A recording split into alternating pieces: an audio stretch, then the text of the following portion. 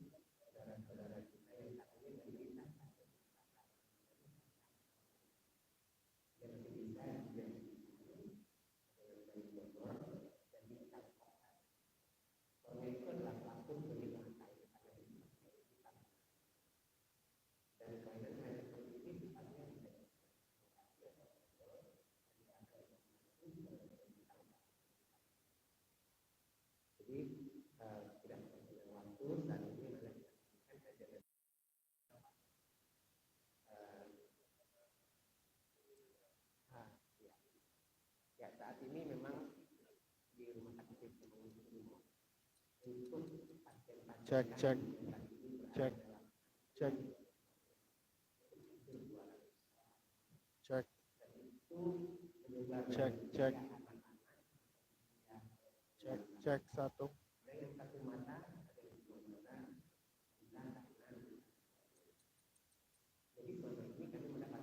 cek cek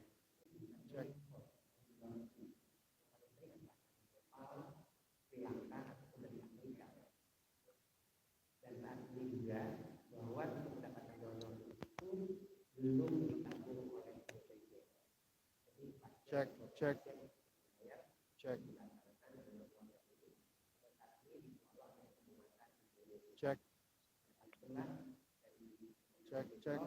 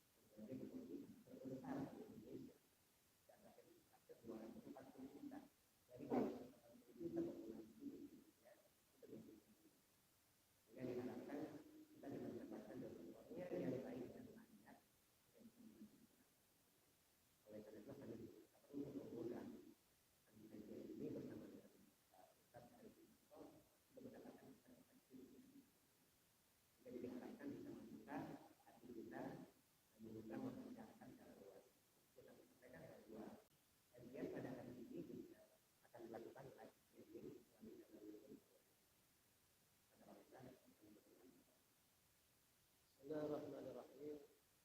Assalamualaikum warahmatullahi wabarakatuh. Alhamdulillah Wassalatu wassalamu ala Rasulillah wa ala alihi wa sahbihi wa wala wa la haula wa la quwwata illa billah. Amma ba'du. Para jamaah Masjid Asy-Syifa yang dirahmati Allah Subhanahu wa taala, dan juga Dr. Luqman yang kita hormati. Alhamdulillah pada siang hari ini Allah karuniakan kepada kita kesehatan, kekuatan.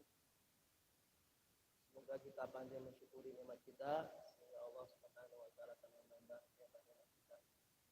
Dan kita juga tidak lupa untuk senantiasa mendoakan saudara-saudara kita yang sedang sakit dengan kesulitan.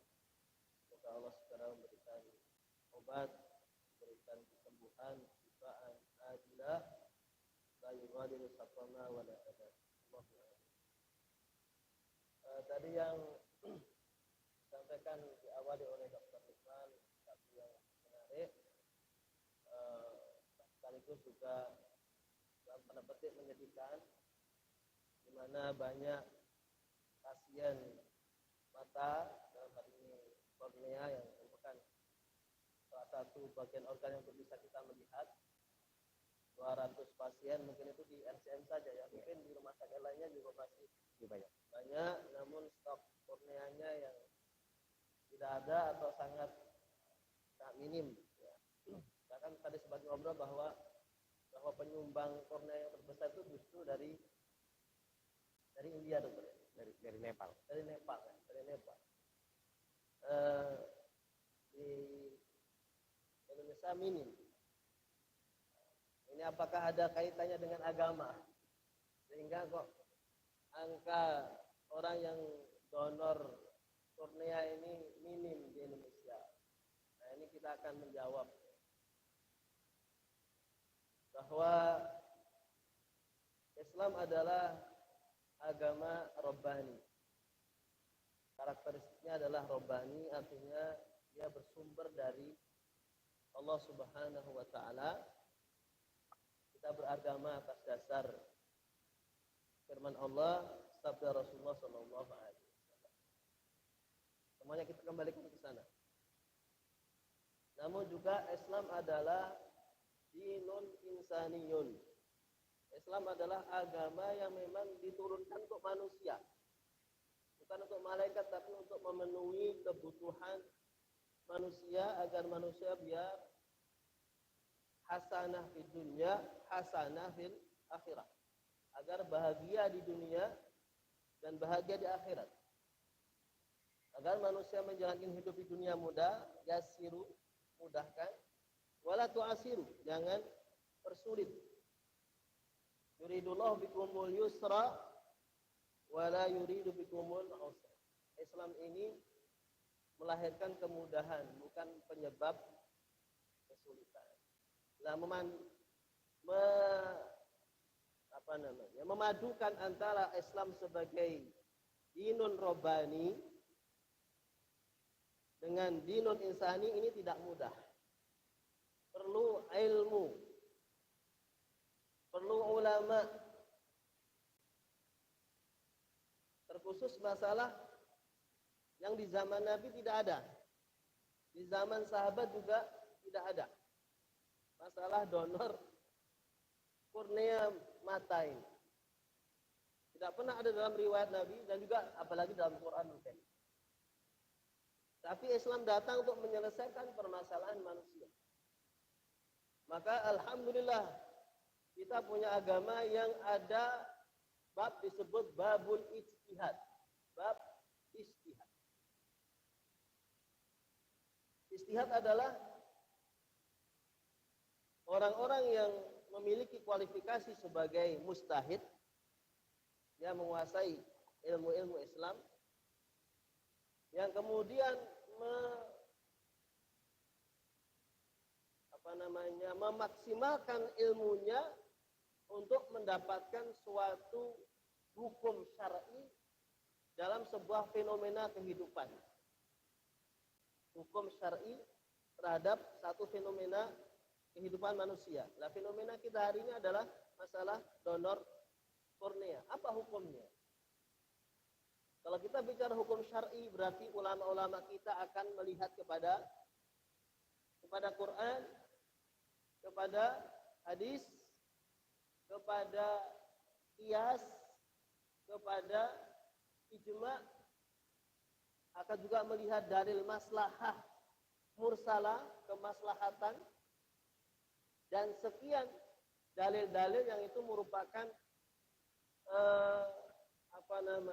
dalil digunakan untuk beristihad. Ketika di Quran tidak ada, di hadis tidak ada. Masalah ini tidak ada di Quran dan juga tidak ada di hadis. Maka kewajiban mustahid untuk beristihad. Memadukan antara dalil-dalil yang ada. Sehingga muncullah namanya istihad. Ada pro dan kontra. Ada pro dan kontra. Kita harus sadari. Tidak ada mustahid yang hal yang baru kecuali mesti ada perbedaan pendapat. Dalam masalah ini, pertama, Islam itu memuliakan manusia. Pertama, Islam memuliakan manusia. Walaqad karramna bani Adam wa hamalnahum fil barri wal bahr wa razaqnahum minat thayyibati wa faddalnahum 'alal katsirin mimman khalaqna tafdila. Ini jaminan bahwa manusia baik hidup atau meninggal itu harus kita muliakan. Nah, karena dari itulah kemudian ulama sepakat bahwa menjual organ tubuh, menjualnya dalam kondisi apakah dia itu hidup atau mati, itu sepakat haram menjualnya. Karena menjual belikan organ itu jelas-jelas bertentangan dengan kemuliaan manusia. Kemudian kedua, Islam juga mendorong umatnya untuk menyelamatkan kehidupan. Sehingga muncullah kaidah ad-darurat tubihul mahdurat. Ad-darurat tubihul mahdurat.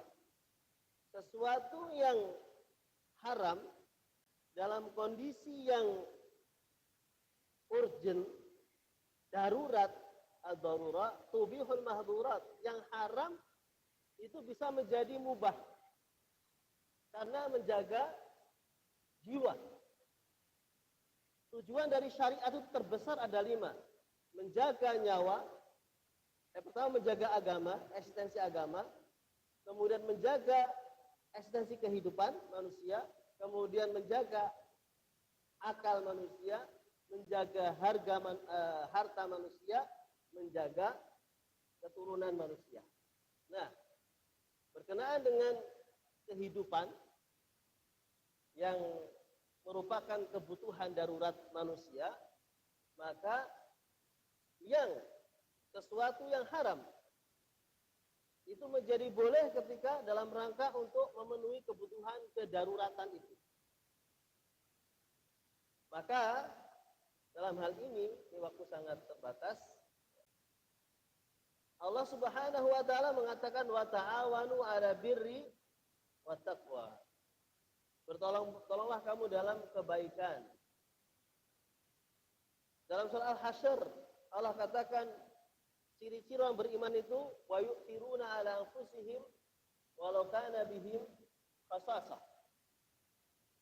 Mendahulukan saudaranya daripada dirinya sendiri. Walau kana bihim khasasah, walaupun dia butuh. Nah, maka masalah istihad ini ada lembaga yang namanya Majma' Fiqhi Al-Islami Ad-Dauli. Lembaga fikih yang bertaraf internasional yang ada di Saudi. Mereka membahas ini. Bagaimana antara kebutuhan manusia yang mendesak dengan memuliakan manusia baik dalam kondisi hidup atau mati. Karena namanya mengambil sebagian organ mata ini, sebagian mengatakan itu kan merusak jasad, merusak jasad. Dan merusak jasad manusia, menyakitinya sama juga dalam kondisi mati, sama juga menyakitinya seperti dalam kondisi hidup. Seperti hadis yang disahkan oleh Albani. Kasrul idamil mayyit ka kasrihi hayyan. Mematahkan tulang mayit itu sama saja seperti mematahkan tulangnya ketika masih hidup. Imam Nasai menambahkan dari riwayatnya fil itsm, dalam masalah dosa. Dalam masalah dosa. Dari hadis ini ulama menyimpulkan bahwa mengambil sebagian organ tubuh itu dianggap merusak, Yang merusak dianggap satu pelecehan terhadap mayat. Nah, ini dibantah oleh para ulama baik MUI, baik ulama internasional, bahwa mencangkok organ tubuh itu dilakukan dengan cara yang sangat memuliakan mayat, ya.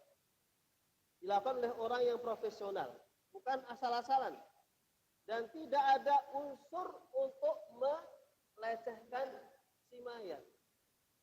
Sedangkan hadis qasul idam mayit ka kasrihil hayyan itu adalah dalam rangka untuk melecehkan si mayit.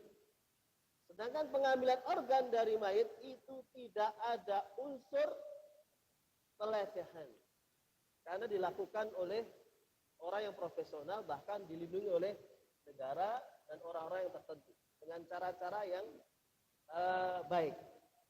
Jadi apa yang dikhawatirkan sebagian orang bahwa mengambil organ tubuh orang meninggal itu adalah berarti melecehkan, itu tidak ada unsur pelecehan sama sekali. Nah, maka dari situ jamaah sekalian, kalau Majma' Fiqhi Ad-Dauli yang bermarkas di Saudi membolehkan pencangkokan organ tubuh orang yang meninggal kepada orang yang hidup, dibolehkan selama memang kebutuhan yang mendesak. Dan kata darurat itu satu disebut darurat, ya. Ad-daruratu tubihul mahdurat tadi, kedaruratan itu menjadikan yang haram menjadi halal. Pertama, darurat itu adalah kehilangan nyawa. Disebut darurat adalah jika orang akan terancam kehilangan nyawa. Kemudian kedua, ketika orang kehilangan anggota tubuh atau fungsinya, ini sudah dalam masuk kategori darurat. Maka lembaga fikih internasional yang bermarkas di Mekah dan juga MUI mengeluarkan fatwanya nomor 13 tahun 2019. Mengatakan bahwa keputusannya adalah mengambil organ dari orang yang meninggal dan ditabarukkan, sebetulnya hukum aslinya tidak boleh. Hukum aslinya tidak boleh, ini fatwa MUI. Pada dasarnya tidak boleh. Namun jika ada, poin kedua kemudian katakan, jika ada darurah asy-syar'iyyah, ada kedaruratan syariat yang pertama tadi, terancam kehilangan nyawa atau kehilangan anggota tubuh atau fungsinya. Maka apa yang disebutkan oleh Dr. Lukman tadi, ada 200 orang atau lebih yang menunggu donor kornea, itu dipastikan masuk dalam kondisi darurat asy-syar'i. Bahkan bukan saja tahun 2019, bahkan fatwa MUI sebelum dikasih nomor-nomor fatwa tahun 1979 itu sudah mengeluarkan fatwa tentang bank mata 1979.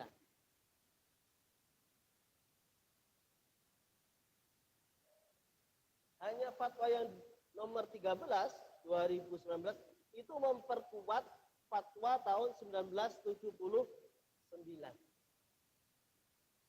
Nah, fatwa Amerika MUI dan juga lembaga fatwa internasional ini sampai pada titik boleh dalam kondisi darurat boleh.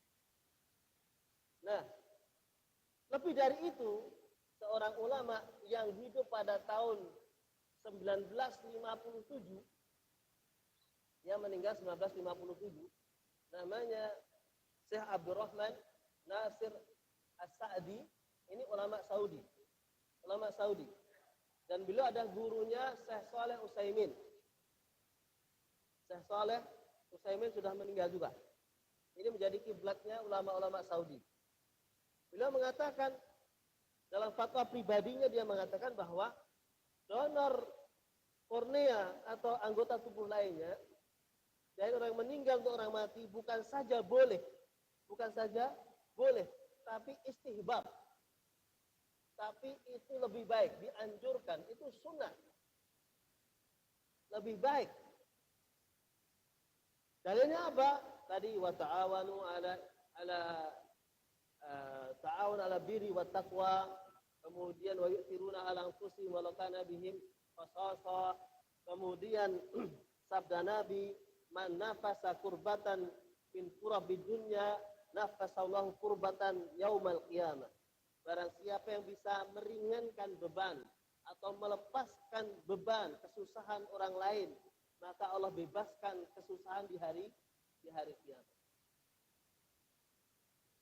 Wa yu'thiruna ala anfusihim walau kana bihim khasasah, mendahulukan orang lain itu lebih baik. Iman yang bagus itu adalah orang yang bisa mendahulukan orang lain dalam urusan dunia. Kalau urusan sholat ini nggak boleh. Silahkan kamu di depan dulu, saya di belakang. Nah, ketika saf depannya terbatas, kemudian ada satu, dia mundur. Silahkan, karena mungkin di belakangnya ada kakaknya atau bapaknya, dia bilang, bapak maju aja, saya mundur. Nggak boleh. Ini isar dalam masalah agama, nggak boleh. Air wudhu dikit, kemudian aduh nggak enak sama orang sepuh. Bapak aja pakai wudhu, saya tak tayamum, nggak boleh. Tapi kalau urusan dunia, al-ithar fi umuri dunya mahbubun. Mendahulukan orang lain dalam urusan dunia mahbubun, itu lebih dicintai. Maka tidak ragu-ragu Syekh Abdurrahman Nasir As-Sa'di mengatakan bahwa donor seperti ini bisa jadi hukumnya bukan mubah, tapi justru merupakan dianjurkan dalam agama kita. Saya kira itu dulu, Dr. Numan. Dari saya mungkin ada dari yang hadir atau yang perlu dipertajam agar kita jelas lebih jauh. Terima kasih Pak. Karena ini kajian kita juga ada satu diskusi tanya jawab. Jadi dari para jemaah silakan untuk tanya. Ya. Nanti terutama dari sisi kajian ini nanti dengan Pak Makas saya bantu untuk yang bersifat klinis. Pada para jemaah silakan mungkin ada pertanyaan.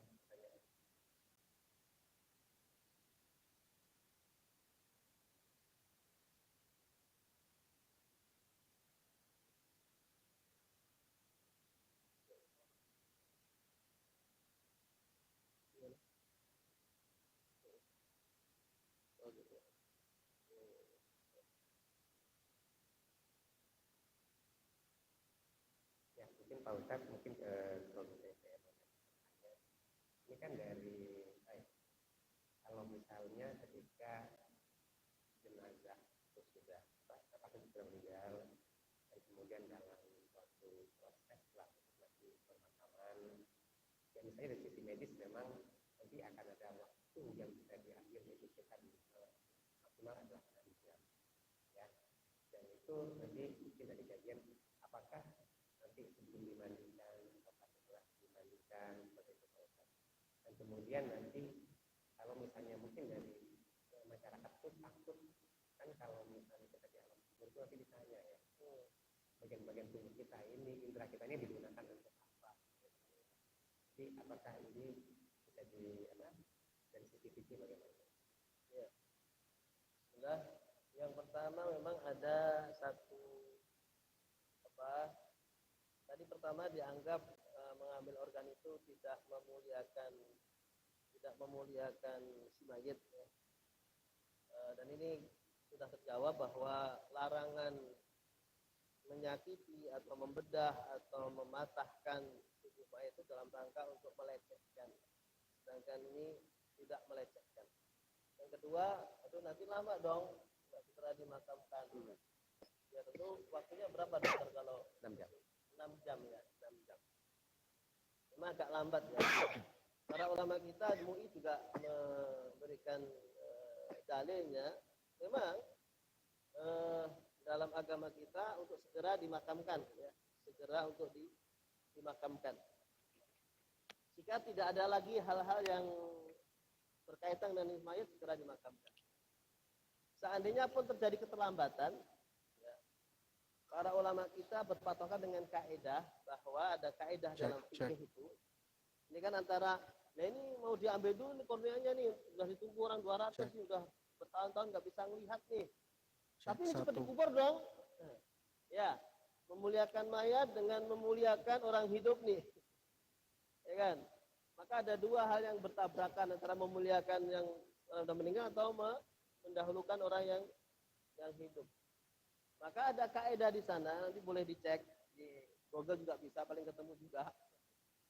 Hormatul hayy muqaddam ala hormatil mayyit. Kalau terjadi bertabrakan antara pemuliaan orang hidup atau mati, maka yang didulukan adalah pemuliaan orang yang hidup. Jadi didulukan ini nggak apa-apa, agak terlambat sedikit dalam rangka untuk pemuliaan orang yang hidup. Ya kan? Misalkan kalau jenengan nih, seandainya nih, seperti di apa namanya, di hutan berdua, terus teman kita meninggal nih karena kelaparan. Kemudian di waktu yang sama ada harimau yang datang. Nah, kita menghormati, menyelamatkan kita atau menyelamatkan jasad saudara kita. Yang kita kasihkan ke harimau, kita atau mayat? Kalau Anda mendorong mayat agar dimakan harimau agar untuk Anda lolos, berarti Anda seakan-akan tidak memuliakan mayat. Tapi kalau Anda maju duluan, maka Anda mati. Maka dalam kondisi begini adalah hormatul hayy, mendahulukan kemuliaan orang hidup di atas kemuliaan orang yang meninggal. Jadi agak terlambat sedikit tidak mengapa, dalam rangka untuk kemaslahatan orang yang hidup yang sangat membutuhkan penglihatan. Kemudian masalah apakah dimandikan dulu atau tidak, ya lebih baik itu dimandikan, disucikan dulu, kemudian diambil korneanya dalam kondisi sudah suci, dan kemudian yang terakhir apa tadi dokter?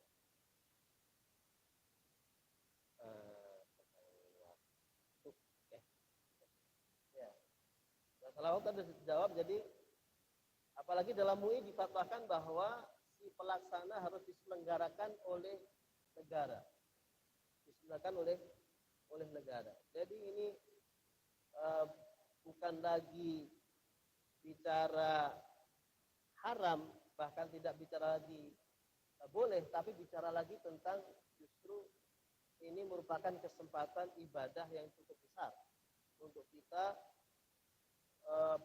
mendahulukan apa yang kita miliki. Ya, terakhir itu apakah nanti gimana di hari akhirat kembali pada Allah, nggak punya mata, nggak punya apa gitu, enggak. Jadi fisik kita ini akan hilang, nggak didonorkan pun juga hilang jadi tanah dan seterusnya. Dan nanti di surga bukan badan ini yang kita bawa, badan yang lain. Kita nanti nggak sekecil ini. Situna diro'an, nanti badan kita di surga itu Pak, kita setinggi situna diro'an. 60 hasta. Kita ini gede, tinggi besar. Jantung kita nggak seperti jantung kita sekarang nih. Kornea kita lebih gede. Ganteng nggak kayak kita nih, mancung nggak mancung, mesek nggak mesek. kita nanti berbeda, fisik kita berubah. Jadi bukan fisik yang sekarang ini akan dimakan oleh alam, dan kemudian rohnya saja yang abadi, yang kemudian Allah berikan jasad yang baru di hari akhir. Jadi justru ini peluang yang bagus untuk orang-orang yang sehat, dikaruniai mata yang sehat. Nanti kalau aku meninggal berwasiat, ini saya donorkan buat saudara Anu. Bisa jadi itu ibunya, bisa jadi itu adalah saudaranya, bisa jadi itu kerabatnya, yang semoga itu Allah Subhanahu wa taala terima sebagai amal soleh dalam kondisi yang darurat tadi. Jadi gak ada masalah. Ya Allah, fisik kita bukan fisik yang kita ditanam sekarang ini. Nanti kita masuk surga bareng-bareng Pak ya, nggak masuk neraka ya. Insya Allah kita masuk surga dengan fisik yang baru, walaupun rohnya roh yang lama. Gitu dokter. Itu juga dikatakan bahwa kebutaan kornea itu adalah kebutaan yang tidak diperbaiki. Kalau tadi saya sampaikan bahwa dia tetapi secara nasional kita butuh ada sekitar 200.000 sampai 200.000 orang yang membutuhkan kornea.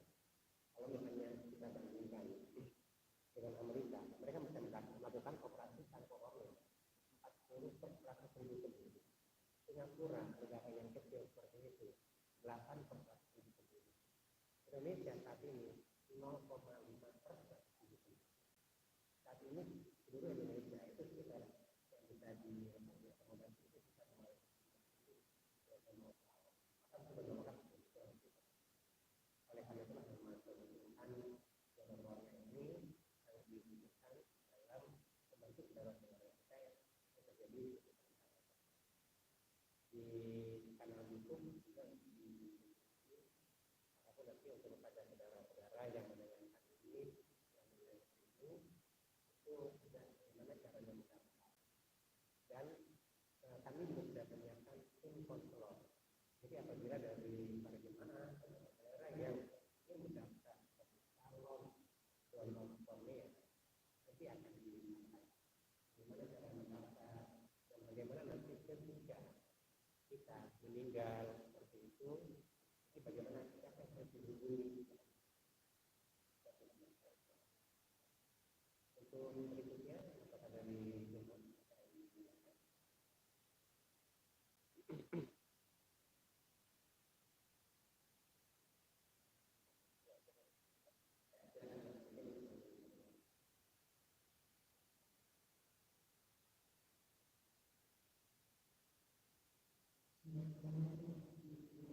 Waalaikumsalam.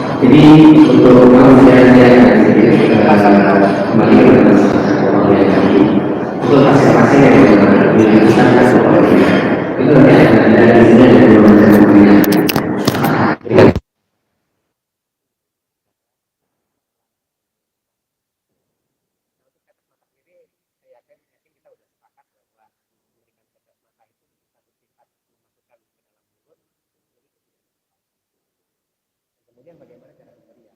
Sebenarnya pemberian obat pada saat puasa ini mungkin dari beberapa sejawat bahkan bahwa ada pengaturan cara pemberian itu pada saat sahur berbuka itu mungkin 2 kali sehari. Untuk 3 kali sehari dan itu adalah sebelum tidur. Bagaimana apabila obat itu lebih digunakan 4 kali sehari, misalnya 4 kali sehari, itu nanti mohon untuk konsultasi apakah sedang ada alternatif pemberian obat-obat tersebut sehingga bisa dikonsumsi tanpa harus membatalkan puasa. Kemudian Pak Ustadz tentang pertanyaan lainnya. Ya, sebetulnya sih kalau memang kategorinya sakit kan gugur kewajibannya.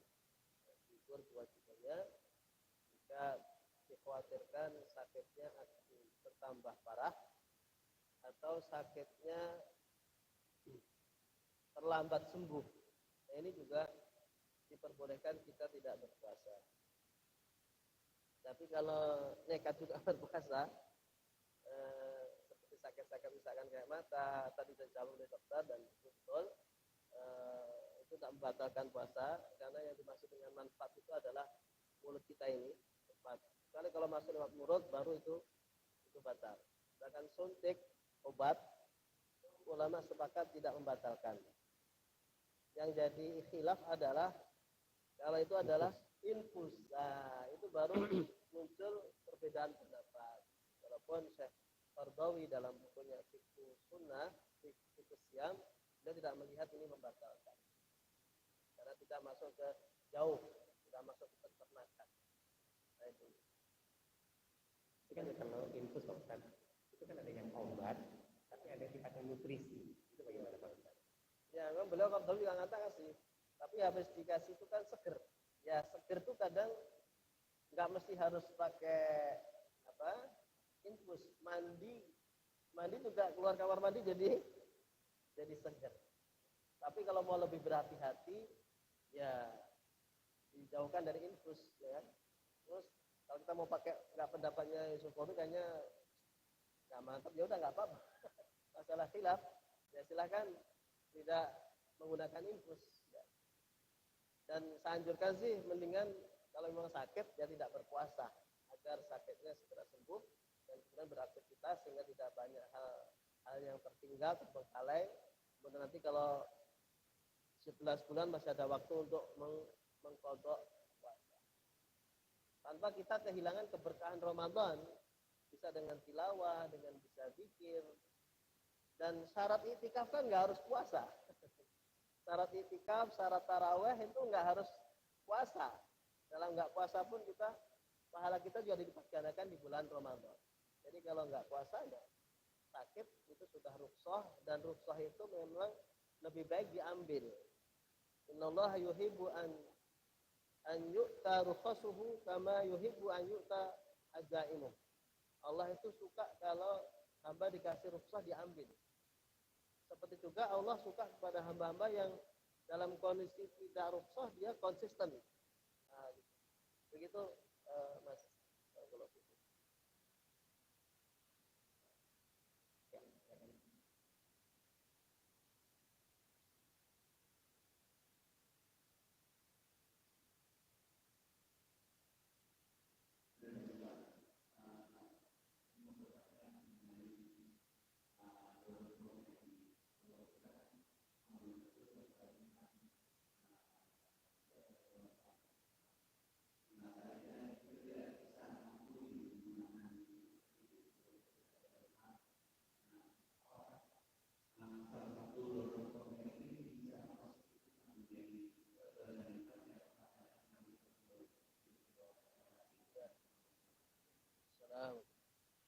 Mungkin sedikit ditambahkan di Pak Ustaz, yang menarik ini bagi saya sendiri.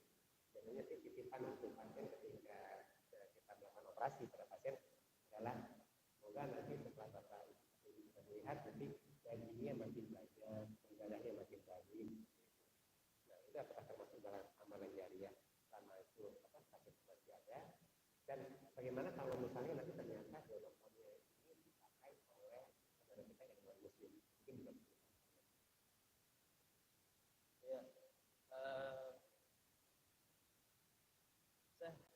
Abdurrahman As-Sa'di itu mengatakan bahwa akadnya kan akad tabarruk ya. Kalau kita nggak boleh akad jual beli. Jadi memang sepakat ulama bahwa donor ini tidak boleh akadnya jual beli, tapi akadnya adalah tabarruk, sedekah. Sedekah. Nah, sedekah itu pahalanya selama itu masih berfungsi, apa yang kita sedekahkan maka pahalanya mengalir terus. Nah, ini yang disebut dengan sedekah jariyah ini. Selama kornea kita dipakai oleh orang maka memberikan manfaat, maka dari situ juga pahala terus akan mengalir. Maka dari situlah Syekh Abdurrahman Al-Sa'di mendorong kita untuk mendonorkan organ tubuh kita yang kita sudah meninggal, sudah nggak ada, tidak berfungsi lagi, maka lebih baik untuk diberikan kepada saudaranya untuk melanjutkan kehidupan yang lebih baik. Tadi tambahin dokter kata ini kalau dahulu digunakan matanya baik-baik, gunakan untuk baca Quran, untuk apa, maka dari situ juga kita akan ikut pahalanya. Kemudian yang kedua, apakah boleh, ini Syekh bin Bas nih ya, itu pertama kita boleh menerima organ tubuh dari non muslim, boleh ya, bahkan organ yang tadinya bahasa beliau hobis, jelek karena ikut orang kafir, ketika pindah ke organ muslim dia jadi baik, jadi thayyib gitu. Sedangkan bagaimana kalau kita ke non muslim? Nah, ini Syekh bin Bas menolak, nggak boleh. Syekh bin Bas nggak boleh. Tapi masyayikh yang lainnya seperti Syekh Muhammad Saleh Munjid, kemudian Fatwa Lajnah Kibar Ulama Mamlakah Saudiyah, kemudian Dr. Mustafa Ibnu Hamzah, salah satu mufti di Maroko, itu membolehkan. Karena tadi akadnya tabarruk sedekah. Nah, sedekah itu boleh kepada non muslim selama dia tidak memerangi kita. Jadi rasanya muslim dini, bukan non muslim dini atau kafir dini, bukan kafir harbi. Jadi non muslim pun boleh kalau dia baik-baik hidup bersama kita, maka boleh menerima. Dan sebaliknya itu adalah sedekah tabarruk ya. Dan kita juga boleh menerima bahkan yang tadinya buruk menjadi baik bersama kehidupan kaum muslim. Ya, mungkin dari riwayat seperti Rasulullah menyuapi orang Yahudi ataupun berbuat baik kepada tetangga dan kebetulan bukan hanya muslim. Ya, penting standarnya, apalagi kalau itu tetangga ya, sering membantu kita atau apa, Nabi juga membantu mereka, sama dengan seperti itu. Dan tapi bab-bab para ulama mengatakan ini babnya bab tabarruk, bab sedekah, maka sedekah bisa diberikan kepada orang muslim maupun non muslim yang tidak memerangi umat Islam. Jadi di Indonesia sangat terbuka ya, untuk itu, karena non muslim di sini semuanya dianggap tidak harbi, semuanya hidup bersama-sama membangun negeri Indonesia. Ya, terima kasih Ustaz. Mungkin karena sudah waktunya juga sudah pukul 12.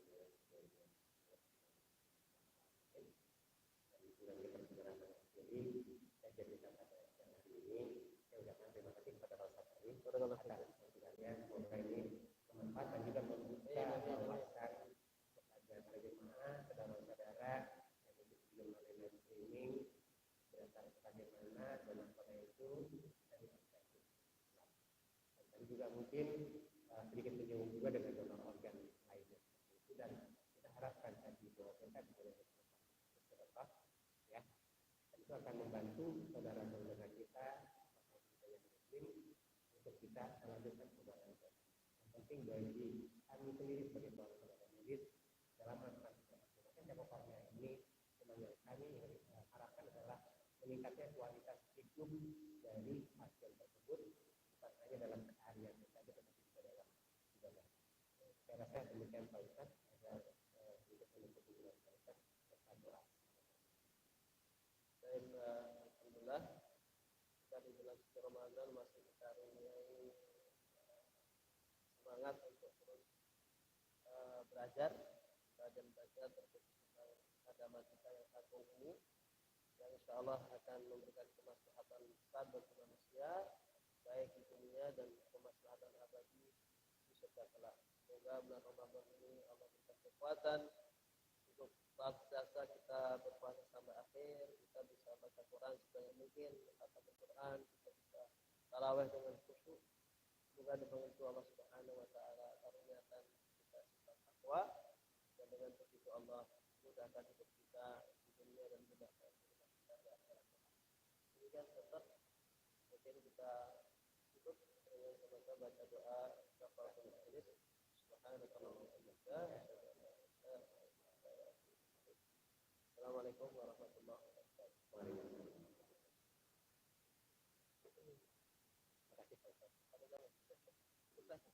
Bahwa Pak Ustadz kalau sehari-hari di mana Pak Ustadz? Di Ibnu Khaldun, Ibnu Khaldun yang Bekasi. di Bogor. Di Din Hafidudin. oh,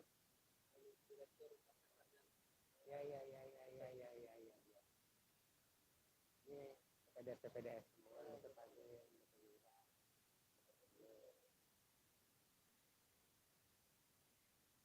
Kita foto dulu ya.